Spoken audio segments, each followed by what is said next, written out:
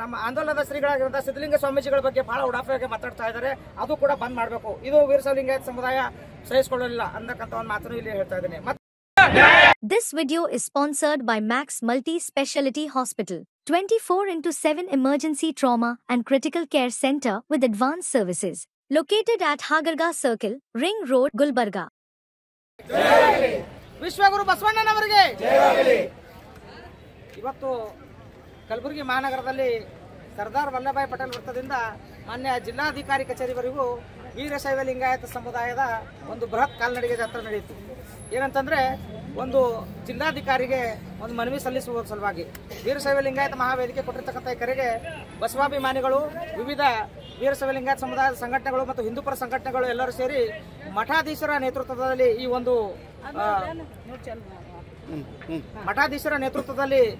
ಬೃಹತ್ ಮಠಾಧೀಶರ ನೇತೃತ್ವದಲ್ಲಿ ಇದೊಂದು ಬೃಹತ್ ಕಾಲ್ನಡಿಗೆ ಜಾಥಾ ಮಾಡಿದ್ದೀವಿ. ಇದು ಉದ್ದೇಶ ಅಂತಂದ್ರೆ 3 ಬೇಡಿಕೆಗಳಿವೆ ಸರ್. ನಮಗೆ 3 ಬೇಡಿಕೆಗಳೇನಂತಂದ್ರೆ, ಮೊನ್ನೆ 12ನೇ ತಾರೀಕು ಬೀದರ್ ಜಿಲ್ಲೆಯ ಬಾಲ್ಕಿ ತಾಲೂಕಿನಲ್ಲಿ ಆಗಿರ್ತಕ್ಕಂಥ ವಿಶ್ವಗುರು ಬಸವಣ್ಣನವರ ಒಂದು ಪುತ್ಥಳಿಗೆ ಏನು ಅವಮಾನ ಆಗಿದೆ, ಅದು ನಮ್ಮ ಸಮುದಾಯಕ್ಕೆ ಆಗಿರ್ತಕ್ಕಂಥ ಅವಮಾನ. ಬರೀ ಪುತ್ಥಳಿಗೆ ಆಗಿರ್ತಕ್ಕಂಥ ಅವಮಾನ ಅಲ್ಲ, ಯಾಕಂತಂದ್ರೆ ವಿಶ್ವಗುರು ಬಸವಣ್ಣನವರು ನಮ್ಮ ಸಮುದಾಯದ ಆತ್ಮ. ಹಾಗಾಗಿ ನಮಗೆ ಆತ್ಮಕ್ಕೆ ಧಕ್ಕೆ ಆಗಿರ್ತಕ್ಕಂಥ ಈ ಸಂದರ್ಭದಲ್ಲಿ ವೀರಶೈವ ಲಿಂಗಾಯತ ಸಮುದಾಯದ ಪ್ರತಿಯೊಬ್ಬರು ಬಂದು ಇಲ್ಲಿ ಪ್ರೊಟೆಸ್ಟ್ ಮಾಡ್ತಾ ಇದ್ದೀವಿ. ಆ ಒಂದು ಕಿಡಿಗೇಡಿಗಳನ್ನು ಬಂಧಿಸಿ ಅವರಿಗೆ ಕಠಿಣ ಶಿಕ್ಷೆ ಕೊಟ್ಟು ಗಡಿಪಾರು ಮಾಡ್ತಬೇಕು ಅಂತಕ್ಕಂಥ ಒಂದು ಮಹಾನ್ ಬೇಡಿಕೆಯನ್ನು ನಾವು ಇವತ್ತು ಇಟ್ಕೊಂಡಿದ್ದೀವಿ. ಮತ್ತು ಅದೇ ರೀತಿಯಾಗಿ ಮೊನ್ನೆ ಜೇವರ್ಗಿ ನಗರದಲ್ಲಿ ಒಂದು ನಮ್ಮ ಸಮುದಾಯದ ಸಹೋದರಿ ಮಹಾಲಕ್ಷ್ಮಿ ಆತ್ಮಹತ್ಯೆ ಪಡ್ಕೊಂಡ್ರು. ಅದಕ್ಕೂ ತಮಗೆಲ್ಲರಿಗೂ ಗೊತ್ತಿರತಕ್ಕಂಥ ಕಾರಣ ಏನಂತಂದ್ರೆ, ಆ ಒಂದು ಹುಡುಗ ಅವಳಿಗೆ ಪ್ರೀತಿಸುವ ಸಲುವಾಗಿ ಹಿಂದೆ ಬಿದ್ದು ಬಿಡಿಸ್ತಾ ಇದ್ದ. ಅದಕ್ಕೆ ಮನನೊಂದು ಹುಡುಗಿ ಆತ್ಮಹತ್ಯೆ ಮಾಡ್ಕೊಂಡಿರುತ್ತೆ. ಇದು ಮೇಲ್ನೋಟಕ್ಕೆ ಕಂಡಿರ್ತಕ್ಕಂಥದ್ದು. ಆದ್ರೆ ನಾನು ಏನು ಆದೇಶ ಮಾಡ್ತೀನಿ ಅಥವಾ ತಮಗೆ ಆಗ್ರಹ ಮಾಡ್ತೀನಿ ಅಂತಂದ್ರೆ, ಇದ್ರ ಹಿಂದೆ ಇರ್ತಕ್ಕಂಥ ಉದ್ದೇಶವನ್ನು ಕಂಡುಹಿಡಿದು ತಾವು ಶಿಕ್ಷೆ ಕೊಡ್ತಕ್ಕಂಥ ಪ್ರಮಾಣವನ್ನು ನಿಶ್ಚಯ ಮಾಡ್ರಿ. ಯಾಕಂತಂದ್ರೆ ಈಗ ಮೊನ್ನೆ ಗೊತ್ತಿರ್ತಕ್ಕಂಥದ್ದು, ಆ ಹುಡುಗನ ಏಜ್ ತಿರುವಿ ಏನು ಮೈನರ್ ಅಂತ ಪ್ರೂವ್ ಮಾಡಕ್ಕೆ ಹೊರಟಿದ್ದೀರಿ. ಸೊ ಅದು ಕೂಡ ನಾವು ಇಲ್ಲಿ ಪ್ರಶ್ನೆ ಮಾಡ್ತೀವಿ. ಮತ್ತು ಆಟೋ ನಡೆಸ್ತಕ್ಕಂಥ ಹುಡುಗ ಲೈಸೆನ್ಸ್ ಬರ್ಬೇಕಂದ್ರೆ ತಮಗೆಲ್ಲ 18 ವರ್ಷ ಆಗಿರ್ಬೇಕು. 21 ರಿಂದ 22 ವರ್ಷ ಆಗಿರ್ತಕ್ಕಂಥ ಹುಡುಗನಿಗೆ ಇವತ್ತು ಮೈನರ್ ಅಂತ ಪ್ರೂವ್ ಮಾಡ್ತಾ ಇದ್ರಿ. ಮೈನರ್ ಅಂತ ಪ್ರೂವ್ ಮಾಡೋರು ನೀವು ಯಾಕೆ ಡೈರೆಕ್ಟಿವ್ ಜೆಸಿ ಮಾಡಿದ್ರಿ? ಒಯ್ದವನಿಗೆ ಬೇರೆ ಕಡೆ ಹಾಕ್ಬೇಕಿತ್ತಲ್ಲ, ಬಲಾಪರಾಧದಲ್ಲಿ ಹಾಕ್ಬೇಕಾಗಿತ್ತಲ್ಲ. ಸೊ ಅದಕ್ಕೆ ನಿಮ್ಮಲ್ಲೇ ಗೊಂದಲ ಇದೆ. ಹಾಗಾಗಿ ಗೊಂದಲ ನಿವಾರಣೆ ಮಾಡಿ ಅವನಿಗೆ ಏನು ಶಿಕ್ಷೆ ಕೊಡಬೇಕು ಕಾನೂನು ಪ್ರಕಾರ ಕೊಟ್ಟು ಅವನಿಗೆ ಅರೆಸ್ಟ್ ಮಾಡಿದ್ರೆ ಸ್ವಾಗತಾರ್ಹ. ಆದರೆ ಯಾವ ರೀತಿ ಶಿಕ್ಷೆ ಆಗ್ಬೇಕಂದ್ರೆ, ಹೈದರಾಬಾದಲ್ಲಿ ಏನು ಪ್ರಿಯಾಂಕಾ ರೆಡ್ಡಿ ಸಹೋದರಿ ಕೇಸಲ್ಲಿ ಆಗ್ತಲ್ಲ, ಅವನಿಗೆ ಗುಂಡಿಕ್ಕಿ ಕೊಡ್ತಕ್ಕಂಥ ಶಿಕ್ಷೆ ನಾವು ವೀರಶೈವ ಲಿಂಗಾಯತ ಸಮುದಾಯ ವತಿಯಿಂದ ಆಗ್ರಹ ಮಾಡ್ತಾ ಇದ್ದೀವಿ. ಇದು ನಮ್ಮ 2ನೇ ಬೇಡಿಕೆ.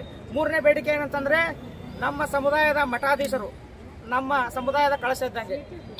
ಅವ್ರನ್ನ ನಾವು ಹೊತ್ಕೊಂಡು ತಿರುಗ್ತೀವಿ, ಮೆರೆಸ್ತೀವಿ, ಪ್ರತಿಯೊಂದು ಮಾಡ್ತೀವಿ. ಯಾಕಂದ್ರೆ ನಮಗೆ ಸಂಸ್ಕಾರ ಸಂಸ್ಕೃತಿ ಹೇಳ್ಕೊಡೋರು ಅವರು, ಅನ್ನದಾಸೋಹ ಹೇಳ್ಕೊಡೋರು ಅವರು, ಅಕ್ಷರಾಭ್ಯಾಸ ಮಾಡಿದವರು ಅವರು, ಅವರಿಂದ ಕಲ್ತಿರ್ತೀವಿ. ಹಾಗಾಗಿ ನಮಗೆ ಸ್ವಾಭಿಮಾನ ಇದೆ. ವೀರಶೈವ ಲಿಂಗಾಯತ ಸಮುದಾಯದ ಮಠಾಧೀಶರಾಗಿರ್ಬೋದು, ನಾಯಕರಾಗಿರ್ಬೋದು, ಕಟ್ಟ ಕಡೆ ವ್ಯಕ್ತಿ ಕೂಡ ನಮಗೆ ಸ್ವಾಭಿಮಾನ. ಆ ಸ್ವಾಭಿಮಾನಕ್ಕೆ ಧಕ್ಕೆಗೆ ಬಂದ್ರೆ ನಾವು ಯಾರು ಸುಮ್ಮನೆ ಇರಲ್ಲ ಅಂತಕ್ಕಂಥ ಒಂದು ಎಚ್ಚರಿಕೆ ಈ ಸಂದರ್ಭದಲ್ಲಿ ಕೊಡ್ತಾ ಇದ್ದೀನಿ. ಮತ್ತೇನು ಅಂತಂದ್ರೆ, ಉಡಾಫೆಯಾಗಿ ತಲೆ ಬುಡ ಇಲ್ಲದೆ ಇರೋರು, ಹಿಂದೆ ಮುಂದೆ ಗೊತ್ತಿಲ್ಲದವರು ನಮ್ಮ ಮಠಾಧೀಶ ಅಂದರೆ ನಮ್ಮ ಆಂದೋಲನದ ಶ್ರೀಗಳಾಗಿರುವಂತಹ ಸಿದ್ಧಲಿಂಗ ಸ್ವಾಮೀಜಿಗಳ ಬಗ್ಗೆ ಬಹಳ ಉಡಾಫೆಯಾಗಿ ಮಾತಾಡ್ತಾ ಇದ್ದಾರೆ. ಅದು ಕೂಡ ಬಂದ್ ಮಾಡಬೇಕು. ಇದು ವೀರಶೈವ ಲಿಂಗಾಯತ ಸಮುದಾಯ ಸಹಿಸಿಕೊಳ್ಳಲಿಲ್ಲ ಅನ್ನಕ್ಕಂಥ ಒಂದು ಮಾತನ್ನು ಇಲ್ಲಿ ಹೇಳ್ತಾ ಇದ್ದೀನಿ. ಮತ್ತೆ ಮೊನ್ನೆ ಒಂದು ಕೊಟ್ಟಿ ಅಟ್ರಾಸಿಟಿ ಕೇಸನ್ನು ನಮ್ಮ ಗುರುಗಳ ಮೇಲೆ, ಆಂದೋಲನ ಶ್ರೀಗಳ ಮೇಲೆ ಮಾಡಿದ್ದಾರೆ. ಅದಕ್ಕೆ ಯಾಕೆ ಮಾಡಿದ್ದಾರೆ ಅಂತಕ್ಕಂಥ ಅರ್ಥ ನಾನು ಕಾನೂನು ಪುಸ್ತಕದಲ್ಲಿ ತೋಡಿದ್ರೆ ಅದಕ್ಕೆ ಅರ್ಥ ಸಿಗಲಿಲ್ಲ. ಇದು ಯಾವ ಹೊಸ ಕಾನೂನು ಸೃಷ್ಟಿ ಮಾಡಿದ್ಯೋ ಅದು ಒಂದು ಅಟ್ರಾಸಿಟಿ ಕೇಸ್ ಹಾಕಿದಿರೋ ಅಂತಕ್ಕಂಥದ್ದು ನಿಮಗೆ ಅರ್ಥ ಆಗಿಲ್ಲ. ಮತ್ತೆ ಪೊಲೀಸರಿಗೆ ಒಂದು ನೇರ ಎಚ್ಚರಿಕೆ ಕೊಡ್ತಾ ಇದ್ದೀನಿ. ಏನಂತಂದ್ರೆ, ನೀವು ಒಂದು ಪಟ್ಟಿ ಬಿಡುಗಡೆ ಮಾಡಿ, ಯಾವ ಸಂವಿಧಾನಾತ್ಮಕವಾಗಿ ಬರ್ತಕ್ಕಂಥ ವರ್ಡ್ಗಳು ಯಾವುವು, ಪದಗಳು ಯಾವುವು, ಮತ್ತೆ ಯಾವ ಸಂವಿಧಾನ ಬಾಹಿರವಾಗಿರ್ತಕ್ಕ ಪದಗಳು ಯಾವುವು ಅಂತಕ್ಕಂಥದ್ದು ಒಂದು ಪಟ್ಟಿ ಮಾಡಿ ಪ್ರತಿ ಸರ್ಕಲ್ನಲ್ಲಿ ಹಚ್ಚಿ ಅದನ್ನು ದಿನ ಮುಂಜಾನೆ ಬಂದು ನಾವು ನೋಡ್ಕೊಂಡು ಮಾತಾಡ್ತೀವಿ. ಯಾಕಂತಂದ್ರೆ, ತಲೆ ಕಡಿತೀನಿ ಅನ್ನೋರಿಗೆ, ನನಗೆ ಹುಟ್ಟಿನಿ ಅನ್ನೋರಿಗೆ 1 ಕೋಟಿ ರೂಪಾಯಿ ಬಹುಮಾನ ಕೊಡ್ತೀನಿ, ತಲೆ ಕಡ್ದವ್ರೆ ಅನ್ನೋರಿಗೆ, ಅವ್ರ ತಾಯಿ ತಂದೆ ಅಕ್ಕ ತಂಗಿಗೆ ರೋಡಿನ ಮೇಲೆ ಹಾಕ್ತೀನಿ ಅನ್ನೋರಿಗೆ ಇವೆಲ್ಲ ಸಂವಿಧಾನಿಕ ಪದಗಳು ಅಲ್ಲ, ಸಂವಿಧಾನಿಕ ಪದಗಳು ಅಂತಾರೆ. ಅದಕ್ಕೆ ಯಾರ ಬಗ್ಗೆ ನಾವು ಪ್ರೊಟೆಸ್ಟ್ ಮಾಡ್ತೀವಿ, ಈ ತರ ನಾವು ಮಾಡ್ತಾ ಇದ್ರೆ ಅನ್ನೋರ ಬಗ್ಗೆ ನೀವು ಸಂವಿಧಾನಿಕ ಸುಮೋಟೋ ಕೇಸನ್ನು ರಿಜಿಸ್ಟರ್ ಮಾಡ್ತೀರಿ ಅಂತಂದ್ರೆ, ನೀವು ನಿಮ್ಮ ಕರ್ತವ್ಯವನ್ನು ಮರೆತು ನೀವು ಯಾರ್ದೋ ಗುಲಾಮರಾಗಿ ಕೆಲಸ ಮಾಡ್ತಾ ಇದ್ದೀರಾ. ನಿಮ್ಮ ಮೆದುಳನ್ನು ಬೇರೆಯವರ ಪಾದದಲ್ಲಿ ಹಾಕಿ ನೀವು ಕೆಲಸ ಮಾಡ್ತೀರಾ ಅಂತಕ್ಕಂಥದ್ದು ನೀವು ಪೊಲೀಸ್ ಡಿಪಾರ್ಟ್ಮೆಂಟ್ಗೆ ನಾನು ಹೇಳಲು ಇಚ್ಛಿಸ್ಕೊಳ್ತಾ ಇದ್ದೇನೆ. ಅದಕ್ಕೆ ದಯವಿಟ್ಟು ಪೊಲೀಸರು ಎಚ್ಚೆತ್ತುಕೊಳ್ಬೇಕು. ಇನ್ನು ಮುಂದೆ ಈ ತರ ಎಲ್ಲ ಕೊಟ್ಟಿ ಕೇಸುಗಳನ್ನು ರಿಜಿಸ್ಟರ್ ಮಾಡಬಾರ್ದು ಅಂತಕ್ಕಂಥ ಒಂದು ಮಾತನ್ನು ಹೇಳಿ, ವೀರಶೈವ ಲಿಂಗಾಯತ ಸಮುದಾಯ ಇವತ್ತು ಒಗ್ಗಟ್ಟಾಗಿ ಪ್ರದರ್ಶಿಸತಕ್ಕಂತ ಸಮಯ ಬಂದಿದೆ. ಅದಕ್ಕೆ ಇಲ್ಲಿ ತಾವು ನೋಡಬಹುದು, ಸುಮಾರು ಮಠಾಧೀಶರು ಕೂಡ ಇಲ್ಲಿ ಬಂದಿದ್ದಾರೆ.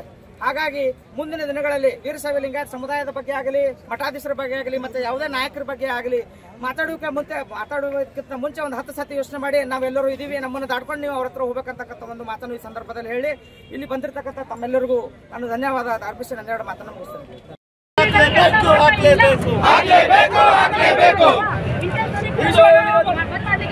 ವಿಶ್ವಗುರು ಬಸವಣ್ಣವರಿಗೆ